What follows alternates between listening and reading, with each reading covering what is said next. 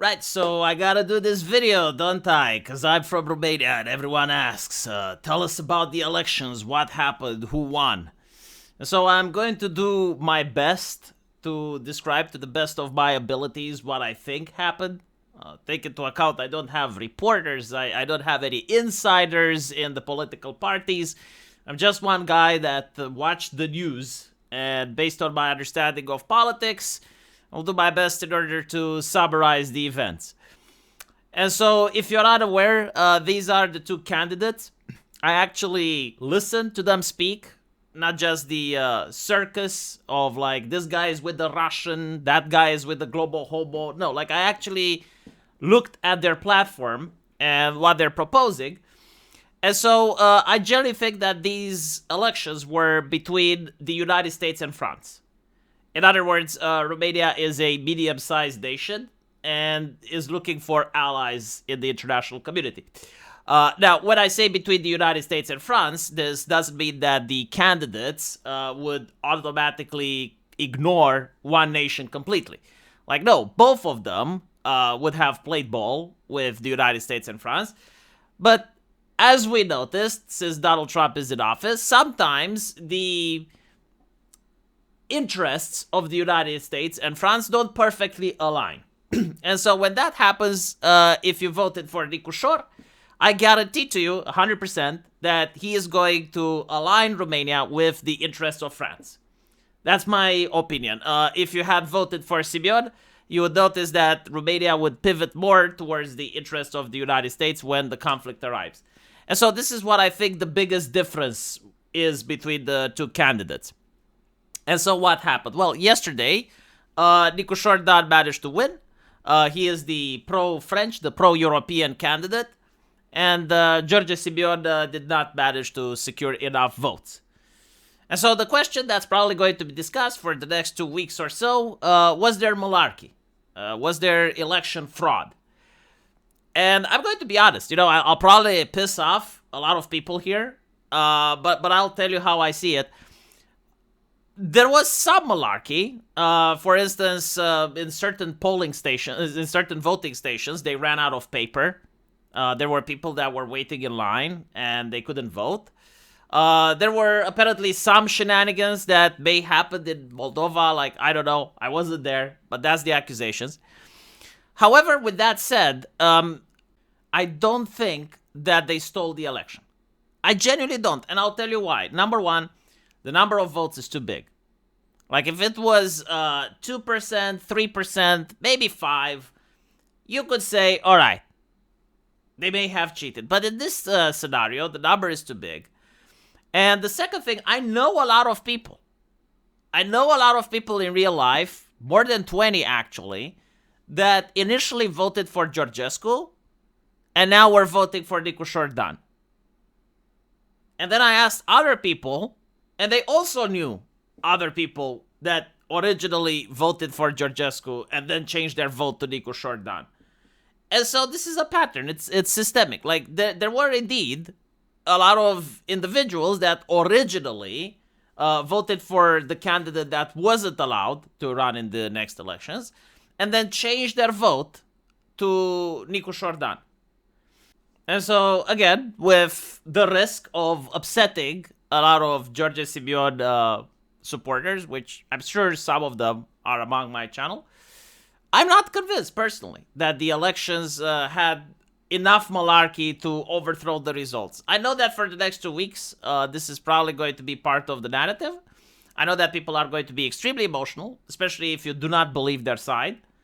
But based on what I've seen, not just online, but in real life as well, I do think that George Simeon lost for good reason, because he didn't play properly. He made a lot of strategic blunders.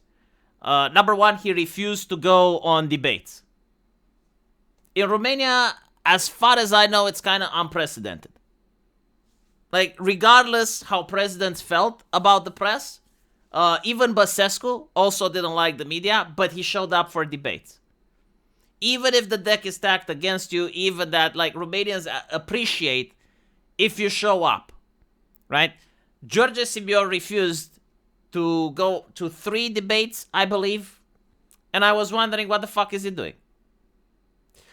There's other mistakes that he did, but I think that's the biggest one. That's when he actually started dropping into polls, because right after the first election, he was dominating the polls. There was another guy, which I personally don't like, Victor Ponta, but he was also a nationalist, had around, I think, 15-20% of the votes, like a big number anyway. George Simeon refused to even discuss with him, which, again, makes me wonder, like, was he trying to lose? I mean, those 20% of the votes would have been enough to make him a winner. Now, I don't know what happened behind closed doors. I mean, maybe they did have a conversation and Ponta was asking for too much. Maybe he wanted to be prime minister. I don't know. But to me, honestly, after seeing a lot of political machinations and games in other countries, to me, it looked like either the man wanted to lose and he was self-sabotaging himself, trying to pretend that he's desperately trying, but then just couldn't do it. Or he actually played very poorly.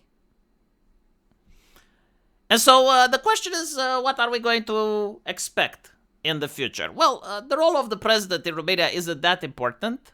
However, the role of the prime minister is.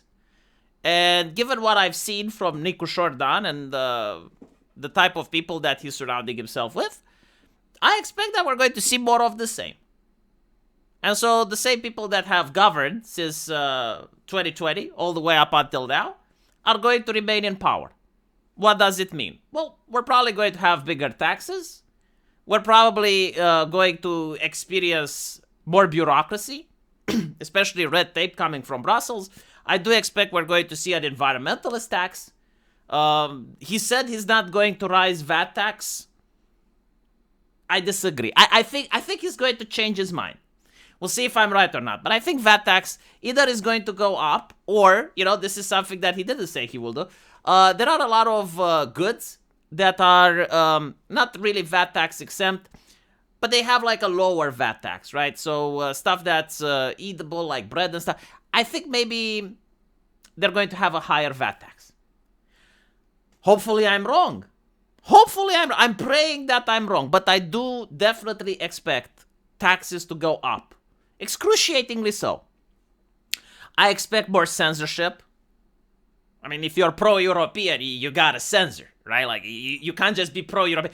Like, censorship helps us against misinformation, disinformation, malinformation, any type of information, censorship fixes. So I expect more of that, because recently we had journalists getting censored. Not even during Iliescu did Marius Tucă get censored. I don't like Marius Tucă, but I do notice he got censored. Who else? Cristoiu. Again, I don't watch these people. But just because I don't watch them doesn't mean that I want them to be censored, right? And they got censored. So the censorship is now moving online in order to protect the people from themselves. I expect more of that, not less. Do I expect entire platforms to be censored? I mean, at this point, fuck knows. They were already talking about censoring TikTok entirely, right? So I understand that the CEO of Telegram said that a European government was pressuring him to censor conservative voices in Romania. You gotta censor. Look, you can't be European without censoring, right? Like, censorship is at the heart of the Europeans. It's part and parcel of European life. Fuck do you think you are, Americans? So yeah, I expect more censorship. I expect an increase in taxes.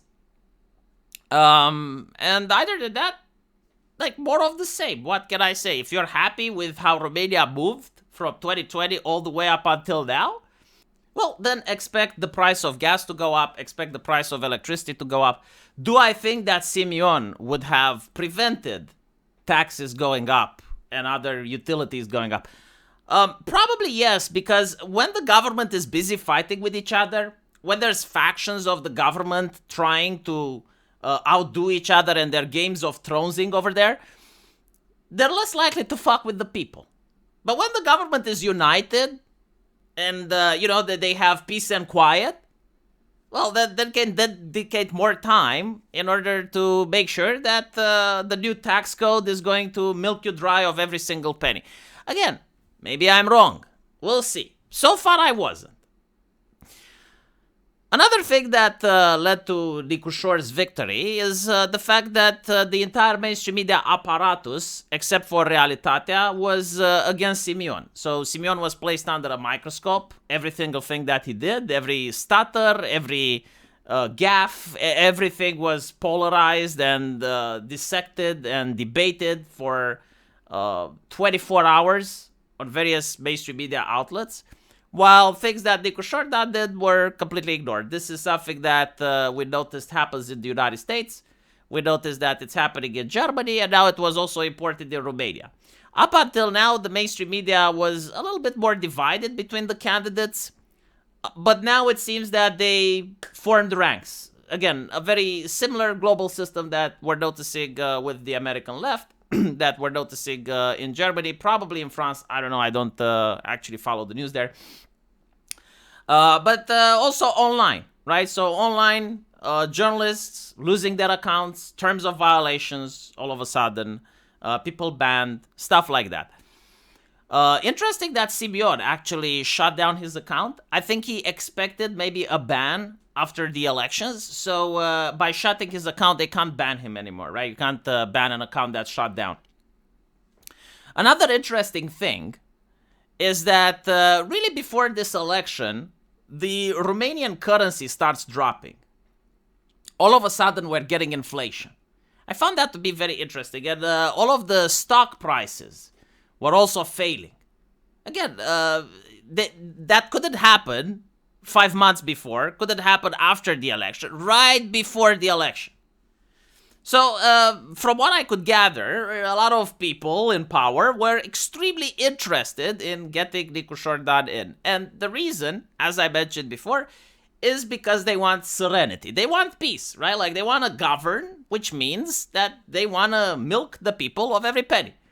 They don't want internal faction conflicts. They don't want to deal with another party coming into power and then having to make all of those concessions. Now, what does it mean for the future? I mean, honestly, I didn't care that much that Nikushor won. I mean, it's not the end of the world. I don't buy in the propaganda, right? I'm more interested in the parliamentary elections, and I'm actually happy with the result there. I do notice that the establishment parties, the National Liberals and the Social Democrats, have been devastated. These elections, none of them could field any candidate that would take the spot. And so that's a good thing. It's not the end of the world. The bad thing, however, is the way that we got here. Myself, and I'm sorry to say this, if it's going to get me censored, it's going to get me censored, but this is the reality. Myself and many other people are extremely concerned over the fact that the elections were canceled. And we have to wonder, are they going to be canceled again? Because the message was sent that canceling elections works. There's no consequences. There's no, no one is being... it's kind of like part and parcel of democracy. Like this was a system that was expected. And also the fact that 2 candidates were prevented from running, despite the fact that they haven't committed... They haven't been convicted of a crime.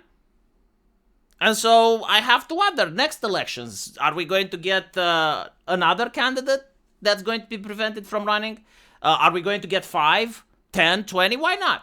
At this point, why not ban 100 people from running? Like, what is the legal thing that would stop them from doing so? And, of course, the censorship, right? Like, we seem to be moving towards more censorship rather than less. It seems that all of a sudden, censorship is good. And so you have to ask, like during Ceausescu, why were people complaining about censorship? It seems that censorship is just a tool to run a nation. It's not something part of a totalitarian regime. It's not something that dictatorships do. No, censorship is a tool like any other that's required to operate a functioning democracy. And so this is what actually concerns me. I would rather have line go down, GDP go to shit, if we at least maintain the values of freedom and liberty. I don't like censoring people. I don't like people being prevented from running from office, even if they're people that I despise and I don't support. I don't enjoy elections being canceled. America doesn't cancel elections. Right? Is France canceling elections? I'm just asking, like, is this normal now? Am I even allowed to ask? Because at the end of the day, I think this is far more important than who won the presidency.